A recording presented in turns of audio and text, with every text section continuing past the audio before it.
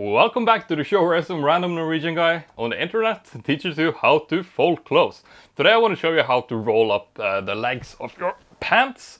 We're going to have a look at the pin roll as well as regular cuff here. Let's do the regular cuff first, since that's the easiest one. So let me just stand up here and put my foot on the table. So the regular cuff is usually best for pants that are too long, or maybe if you have suit pants, that will be fine for a cuff as well. So how we do it is that we're going to find the part with the seam here, and we're going to roll up the pant like this, and just do it again like so. And then you can do another one, really. Just don't do too many. One thing I would say is that if you have pants that are way too long, it can be advantageous to do wider rolls. So in that case, you would do something like this instead. So say that you have pants that are just way too long. Try to double it so that we get maybe an inch and a half at a time, like this. And then we can fold it over again. One thing to keep in mind here is that you don't want to roll it up past the point of, what's it called, the ankle. Because it can look kind of stupid very fast.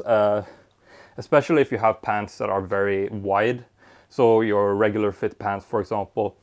In that case, I would rather do a pin roll, so let's do that next there. Another thing I want to mention before we do the pin roll actually is if you want to fasten the pants, if they tend to like unravel on their own, this is more a problem with pin roll, but you could add like stitches to the inside here. Just make sure that they don't go through the outermost layer, because then it will be very obvious. Another thing that you can do is to add a safety pin inside as well. That will hold it together a little bit. And yeah, let's do the pin roll here. So the pin roll is similar. There is a little bit of a difference here. The pin roll works best for more tight jeans. You know, these are pretty skinny. It will also work for straight fit jeans, but it looks best on tighter jeans. So what you're going to do for the pin roll is that we're going to find the part with the end of the seam here. So I'm just going to fold that in like this. So you don't want to make it too tight. It can hug your leg, but not much. Don't make it like, if these are stretchy jeans, but don't make it super tight, because that's going to be very uncomfortable for you. But something like this, you know, an inch in. And just fold it in all along like this. And then from here, we are going to do the same thing as we did with the first cuff that I showed you, in that we're going to roll it up once. Pulling it down here so it doesn't ride up so much. And then you can fold it over again. Start with the part with the fold here. This point, and then you roll all the way around like this.